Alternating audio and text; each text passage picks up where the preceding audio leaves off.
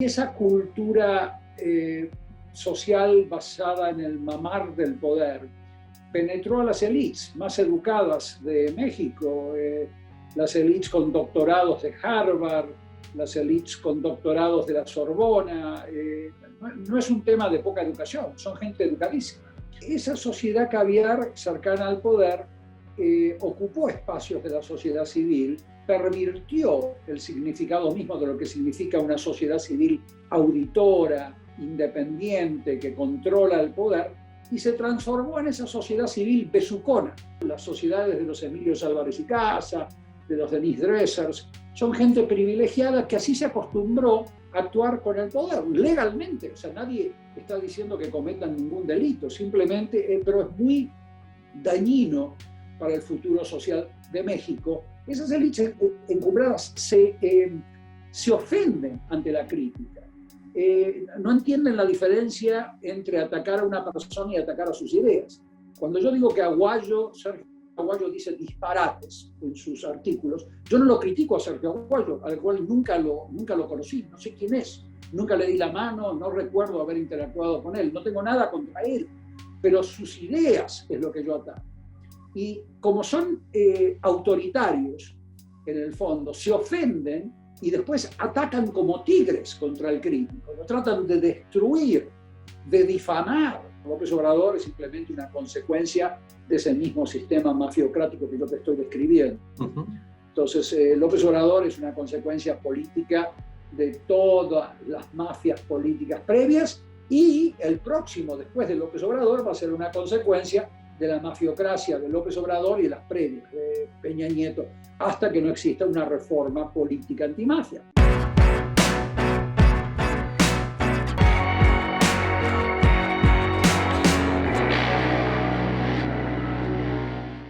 ¿Qué tal? ¿Cómo están, amigos de Revelaciones? Aquí en La Octava Digital, este jueves tenemos nuevamente a un personaje, a un analista que nos ayuda a entender precisamente el acontecer nacional e internacional. Se encuentra con nosotros y le agradezco muchísimo al doctor Edgardo Buscaglia. Doctor, como siempre, un gusto, un placer recibirlo aquí en La Octava. Muy buenas noches, buenos días, buenas tardes.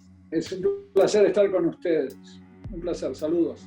Platicar con usted sobre todo lo que tiene que ver, por supuesto, con la mafiocracia, pero hay algo que yo de entrada le preguntaría. La sociedad caviar.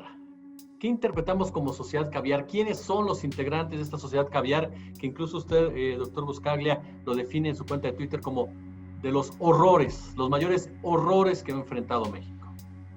La sociedad civil mexicana a la cual yo me refiero entra en contactos con el poder, que un poco como producto de la historia mexicana de los últimos 100 años, existió un partido único de Estado que estableció un sistema autoritario que lamentablemente en esa pirámide de comando y control social del PRI como partido único generó un sistema prebendario, un sistema de dependencia de los sindicatos, de las asociaciones civiles, de la iglesia misma católica, que dependía del gobierno de turno, del poder de turno.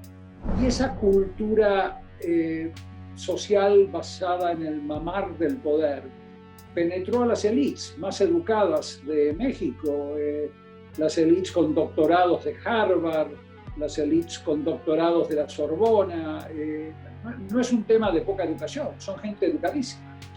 Entonces esa gente vio que sus padres, sus abuelos, su familia interactuaba con el poder de esa manera, a través de un sistema legalizado, legal, porque nadie está violando ninguna ley en esa sociedad caviar, legal, de prebendas, de acceso privilegiado al poder, de contratos para realizar actividades sociales que en todas las democracias sanas son actividades voluntarias. Entonces eso generó una dependencia de las élites sociales a los gobiernos de turnos, que perduró a través de la mal llamada transición, porque en muchos sentidos no hubo una transición política hacia una democracia en México. sigue prevaleciendo la misma cultura política entre las élites. Y perduró hasta hoy. Entonces, la sociedad civil más encumbrada, económicamente acomodada, más privilegiada, se acostumbró a tratar con el poder gente de buena voluntad, como este señor, el poeta, cuyo nombre no recuerdo, que perdió trágicamente a su hijo como parte de esta orgía de violencia mafiosa en México. Este poeta, usted recordará el nombre, quizás me lo recuerde. Javier, ¿no? Javier Sicilia, ahora me acuerdo, sí, Javier Sicilia. Un hombre honesto, un hombre que uno no tiene nada contra él, he cenado con él 2 veces, he conversado, pero la forma en que él interactuaba con el poder era la forma en que su entorno social privilegiado interactuaba con el poder.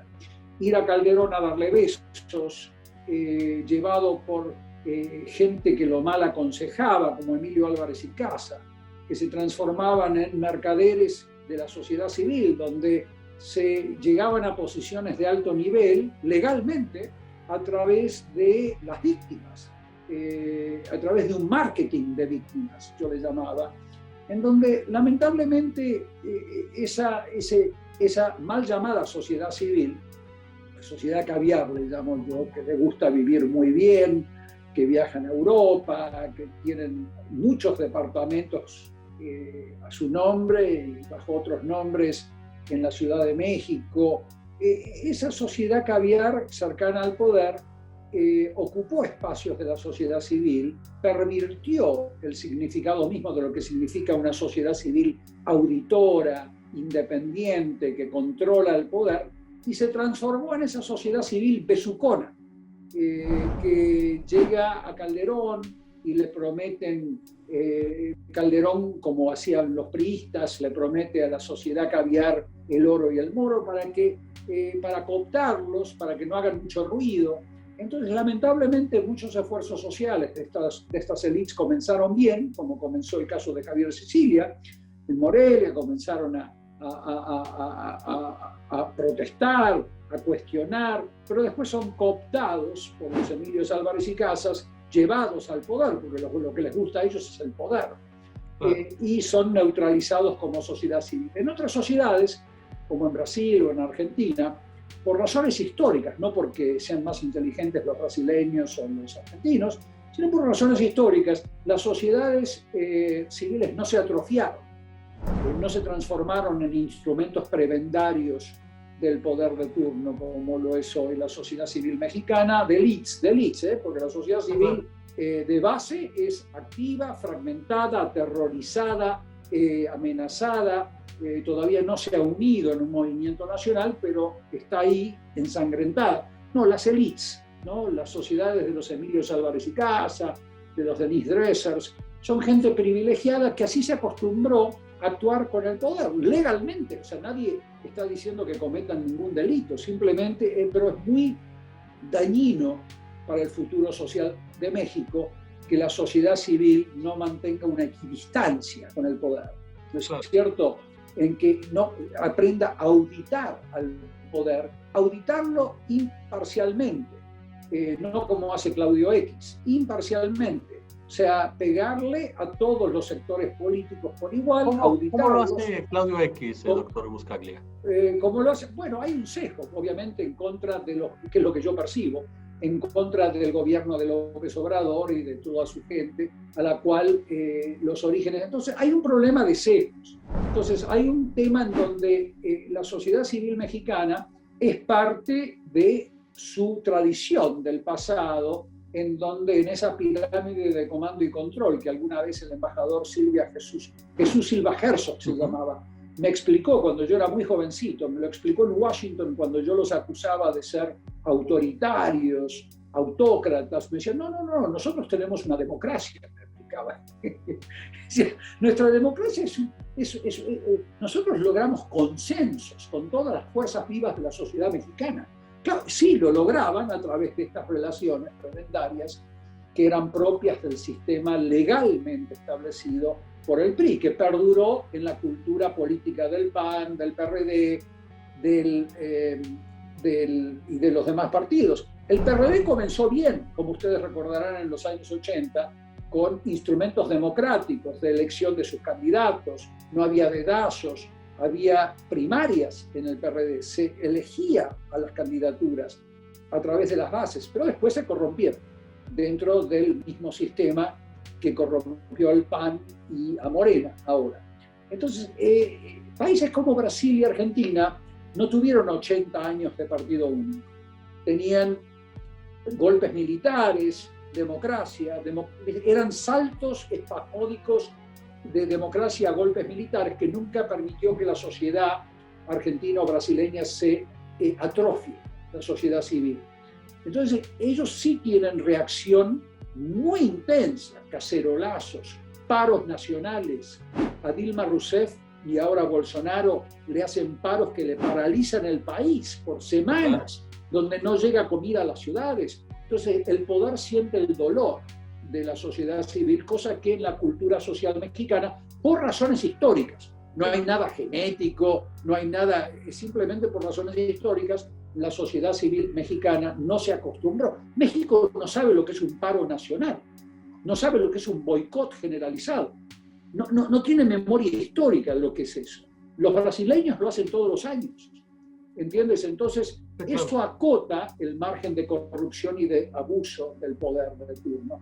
Y la sociedad caviar es ese grupo social privilegiado de todos los partidos. O sea, sociedad caviar puede ser John Ackerman, puede ser Dresser, pueden ser, no es un tema de derecho o de izquierda, no hay derechas e izquierdas, que se acostumbran a tratar con el poder de la manera en que tú ves a John Ackerman tratando con el poder. Claro. ¿Entiendes? Muy es una gran pena, ¿no? Es una gran pena porque le quita mucha fuerza a la sociedad que sí tendría la posibilidad de lograr grandes reformas en México, como la reforma electoral antimafia, como una ley que permita que los ciudadanos auditen al poder con atribuciones legales y vinculantes a los fiscales si encuentran irregularidades en los reportes de auditoría. Todas cosas que esta sociedad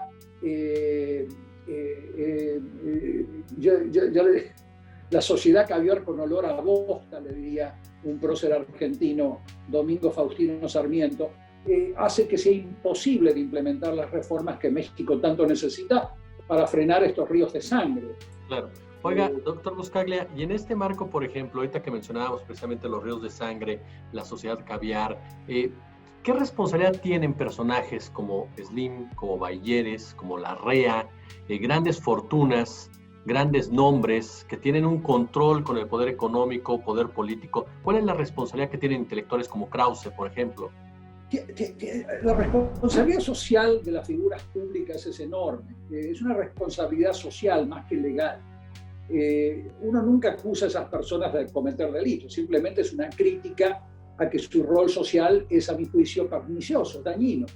Entonces son gente que lamentablemente no adoptó el rol que sí adoptan personas como por ejemplo Bill Gates en Estados Unidos, donde a ti te puede gustar o no Bill Gates, pero tiene un rol social muy importante en no solamente la generación de tecnologías de innovación, patentes, sino en la promoción de reformas sociales de primer nivel que hagan al desarrollo de México y al desarrollo de la región.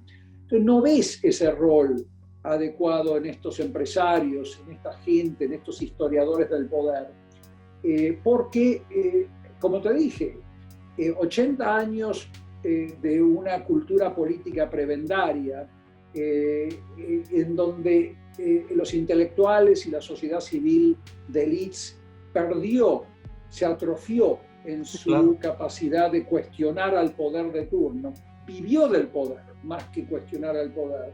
Es muy difícil que eso cambie en una generación o dos. Lleva bastante tiempo cambiar esas culturas sociales y cambian a través de crisis, como cambió la cultura social en Alemania que llevó a los nazis al poder, porque la sociedad llevó a los nazis al poder, pero fue una purga social y un dolor inmenso a través de crisis que llevan a esas reformas que modifican esa cultura perniciosa que yo les estoy tratando de explicar, que hace que muchas de nuestras reformas no sean implementadas. Porque sean una especie de, ¿cómo decirle?, simulación, como esta reforma judicial que andaba promoviendo y presumiendo Arturo Saldívar, ¿no? Son simulaciones. Son simulaciones de las élites, bien intencionadas. Yo estoy convencido que Saldívar debe estar convencido de los disparates que tiene esa reforma, pero no tiene ningún impacto en la vida de las ciudadanas y ciudadanos mexicanos que hoy pierden a sus hijos, pierden a sus familiares desaparecidos. Al fin y al cabo no tiene ningún impacto. Entonces, ese es un gran problema. La cultura social mexicana de las élites más encumbradas, y acá no me refiero solo a dinero, encumbrado puede ser acceso a los recursos del poder, a las universidades más prestigiosas, a los medios de difusión, para decir lo que dicen.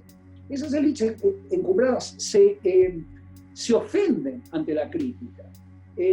No entienden la diferencia entre atacar a una persona y atacar a sus ideas. Cuando yo digo que Sergio Aguayo dice disparates en sus artículos, yo no lo critico a Sergio Aguayo, al cual nunca lo conocí, no sé quién es, nunca le di la mano, no recuerdo haber interactuado con él, no tengo nada contra él, pero sus ideas es lo que yo ataco. Y como son autoritarios, en el fondo, se ofenden y después atacan como tigres contra el crítico, lo tratan de destruir, de difamar, ¿no? Como hacen conmigo. Entonces no entienden que lo que yo critico son ideas, son posturas. Cuando Sergio Aguayo dice Peña Nieto va por buen camino, en el 2013, él lo publica así. A mí me pareció un disparate muy dañino para México, porque no había fundamento para decir eso. Yo ataco su postura, no a él. A él no sé quién es. Nunca me lo presentó Carmen Aristegui, no sé quién es. Lo conozco muy bien al profesor Lorenzo Meyer, que me parece un historiador de primera, pero no lo conozco. Se ofenden. Lo mismo Dresser. Entonces, tienen de ese tipo de culturas que lamentablemente, a sabiendas o no, han mamado a través de las décadas de autoritarismo mexicano, y eso le causa mucho daño a México porque no hay un debate libre entre las personas. Y rechazan el debate con excusas de que me ofende, de que es muy ofensivo, pero no te debaten, no se generan nuevas ideas, porque a través del debate se generan consensos de política pública que a México le sirven como oro en polvo, y no hay ese debate. Debaten entre similares, entre cuates, ¿no? Porque si no se... Entonces, eso le hace mucho... Entonces, esa société caviar, para redondearte un poco el tema, le causa mucho daño a México, a sabiendas o no de la gente que es así. Yo creo que no son ni buenos ni malos, son incorregibles, como decía Jorge Luis Borges. Yo creo que tienen que surgir una generación de gente joven como ustedes que adopten otras posturas, cuestionen a sus generaciones previas, como ha sucedido. Yo trabajo con gente joven mexicana que nunca ha salido de México, pero sin embargo, a través de todas estas tecnologías, el acceso a información, cuestionan lo que yo estoy criticando desde ahora y quieren un nuevo México con, por ejemplo, listas de candidaturas a los partidos que sean elegidas por ustedes. Ustedes, no hay democracia si el señor López Obrador y Monreal dicen quiénes son los candidatos. Eso no es democracia. Entonces, México no tiene una democracia. Tiene procesos electorales, formalmente hablando, que son simulaciones de democracia. Mientras tú no elijas a doña Rosa y a don Pedro de tu colonia, a quien tú quieres en la lista, en esas listas de Morena, no hay democracia. Y se escapan todos, nadie quiere debatir el tema. Ni John Ackerman, ni Dresser, nadie lo quiere debatir. Y ahí, y son gente buena, ¿eh? Nuevamente, insisto, yo no asumo que nadie es malo, no estoy diciendo es malo, es corrupto, nadie, yo asumo que no son corruptos, que son gente buena, todos los que yo mencioné. El punto es que le causan mucho daño a México porque el hecho de tener listas a dedazos, tómbolas, encuestas, es el regalo más grande de Navidad que le puedes dar a la delincuencia organizada para colocar a sus candidatos con unos pocos dólares. Eso es lo que sucede hoy en México en todos los partidos. Por eso ustedes se están encontrando con violadores en las listas, se encuentran con estafadores en las listas, porque no son depurados por la ciudadanía.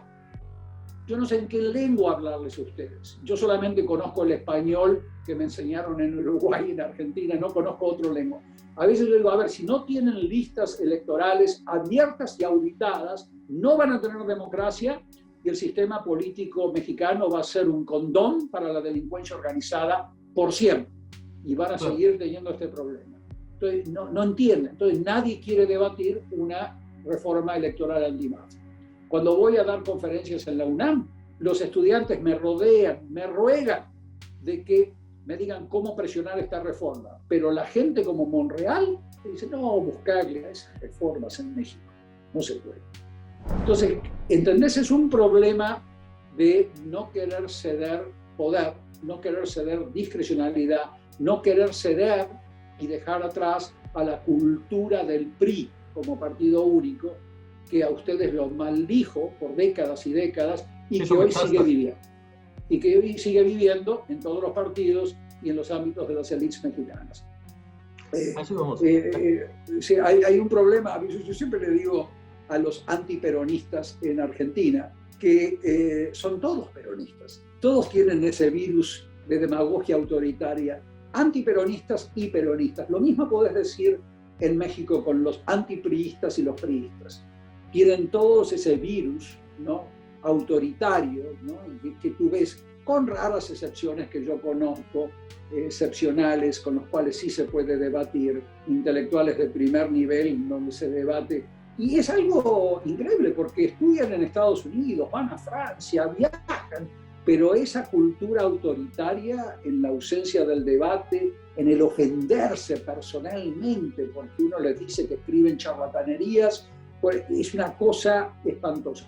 Y yo creo que eso va a tardar mucho tiempo. Eso no lo encuentro en las generaciones de milenio, la generación Z, eso no lo encuentro en las más recientes generaciones, pero sí lo encuentro en esta gente que todavía ostenta el poder y en los elementos jóvenes que incorporan a esa cloaca política como Antonio Atolini. Encontrás ese mismo problema. Atolini fue un alumno mío, un chico muy bueno, pobrecito que es bueno, pero se fue capturado por esa cultura, lamentablemente. Entonces hay un problema de usos y costumbres que siguen prevaleciendo y que llevan mucho tiempo para quitárselos uno de encima. Se los quita uno de encima a través de crisis muy, muy, muy profundas y a lo largo de una o dos generaciones. Lleva tiempo y es doloroso. Doctor Eduardo Buscaglia, aprovechando su presencia, por supuesto, ahorita que hablábamos de los partidos políticos, hablamos del derramamiento de sangre, hablamos de la mafiocracia, el PAN, el PRD, el PRI, Morena, ¿cuál es la responsabilidad? ¿Cuál es el vínculo de estos partidos con las mafias, con el crimen organizado, con el narcotráfico? ¿Cuál es la relación que tienen estos partidos con ello? ¿Qué han hecho? ¿Qué no han hecho? Es muy fácil de penetrar a las organizaciones políticas mexicanas porque, como le mencionaba creo que un poco antes, no hay sistemas de auditoría. Sí, los controles. Ni del Estado ni sociales. O sea, que tendría que existir auditorías del legislativo, del ejecutivo, la auditoría judicial, cuando llega un caso a los juzgados, 3 tipos de auditoría, 2 preventivas, la del ejecutivo y la del legislativo deberían ser preventivas. Auditorías de partidos, auditorías de candidaturas. Las auditorías judiciales son las causas judiciales cuando se procesan, y la auditoría social. 4 tipos de auditorías que en México no existen legisladas. Forman parte de lo que yo llamo vacíos de Estado. México tiene 45 vacíos de Estado antimafia, o sea, leyes o instituciones que no existen, que deberían existir para poder combatir a la delincuencia organizada. Eso hace muy fácil penetrar a las organizaciones políticas cuando no tienes auditorías de partidos, de candidaturas preventivas, y eso hace que una delincuencia organizada de Estado, como es la mexicana, y te la pinta el caso Lozoya. El mismo caso Lozoya te pinta lo que es la delincuencia organizada de Estado, con empresas privadas, extranjeras y mexicanas involucradas en el financiamiento ilegal de campañas para cometer delitos. El delito puede ser el tráfico de contrataciones públicas, ilegal, ¿no? la adjudicación de contrataciones públicas ilegalmente, o puede ser el tráfico de drogas o de armas. En el fondo, la delincuencia organizada no es solamente drogas. Lo que Lozoya describió y lo que se hizo público que escribió Lozoya es delincuencia organizada pura.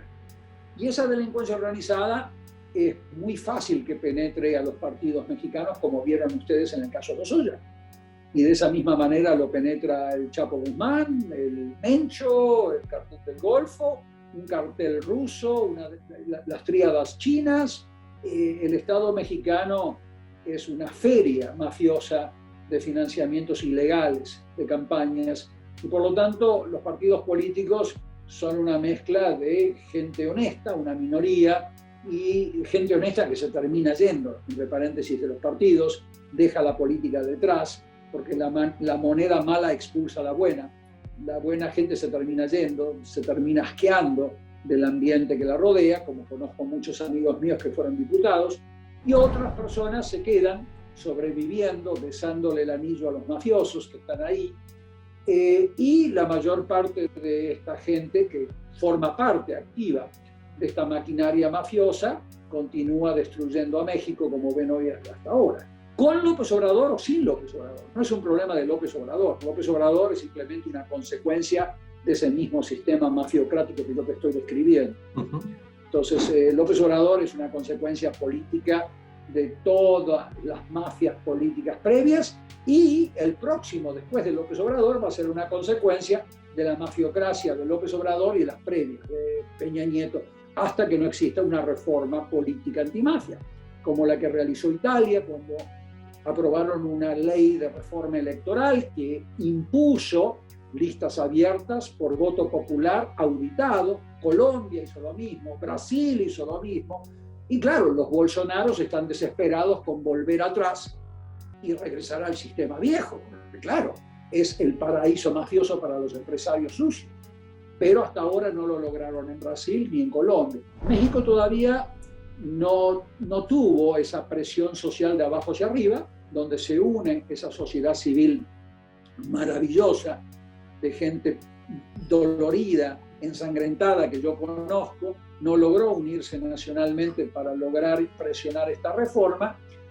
y por lo tanto los políticos nunca van a estar por iniciativa propia cortándose sus brazos con los cuales están recolectando los dineros sucios que recolectan anualmente. Entonces es un gran problema que va a seguir en México hasta tanto exista una presión social de abajo hacia arriba que eleve esta reforma que yo te estoy sugiriendo, una presión internacional de la Unión Europea y de Estados Unidos cuando acá comiencen a asesinarles a sus empresarios a diestra y siniestra, como sucedía en Colombia. Entonces ahí comienza a protestar Estados Unidos y la Unión Europea para que algo cambie. La buena noticia es que el gobierno, la administración de Biden, le va a poner muchas ganas en combatir a la corrupción política latinoamericana cuando los dineros pasan por el dólar, o sea, pasan por el sistema financiero norteamericano. Como tú sabes, los americanos toman jurisdicción cuando parte de tu soborno se convierte en dólares, y ya desde ese momento ya estás, ya te agarraron ellos, porque ya caes bajo la jurisdicción de fiscales como en Brooklyn o en otros lugares. Entonces ahí van a empezar a darle muy duro a identificar. Ya van a crear ahora, dentro de muy pocos días, una unidad especial en la Oficina de Control de Activos Extranjeros del Departamento del Tesoro, dedicado solamente a identificar corrupción política en Centroamérica y México. Eso no se ha anunciado todavía. Van a empezar, van a proponer una oficina regional anticorrupción. ¿Te acuerdas como en CICIG, en Guatemala? ¿Te acuerdas esa comisión contra la impunidad en Guatemala que estaba bajo el paraguas de la ONU? Sí. Ahora van a proponer los americanos, junto con organismos regionales, una oficina regional anticorrupción como CICIG para poder apuntar. O sea que va a haber reacción. Eso va a generar un poco más de presión hacia futuro, cosa que es bueno, pero la sociedad civil mexicana tiene que presionar desde abajo con propuestas, no solo salir a la calle a protestar. Con mucha justicia se manifiestan contra las muertes, desaparecidos, pero también llevar alguna propuesta concreta, una iniciativa ciudadana al Congreso para que sea aprobada. Así se hizo en Italia.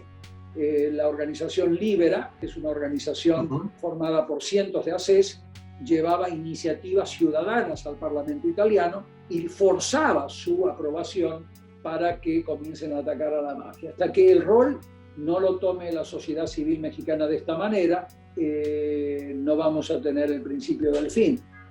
Los puestos en organismos federales que deberían apoyar a las víctimas son repartidos entre senadores con base a quién le da contratos a quién. Entonces esperemos que si no hay presión social desde abajo hacia arriba para que los líderes de la CEAD, por ejemplo, la organización que se supone que debe cubrir el trato, el procesamiento a víctimas, la protección a víctimas, no se active con líderes sociales legítimos, esas organizaciones van a seguir siendo capturados por títeres del poder de turno. Entonces, hay mucho trabajo por delante para que estas reformas que yo estoy proponiendo se puedan implementar en México. Si no existe esa presión desde afuera de México y desde abajo hacia arriba, no vas a ver cambios sustanciales. Y la orgía de violencia, lamentablemente, yo nunca quiero tener razón, pero en estos temas prefiero no tener razón, porque eso quiere decir que hay menos muertos.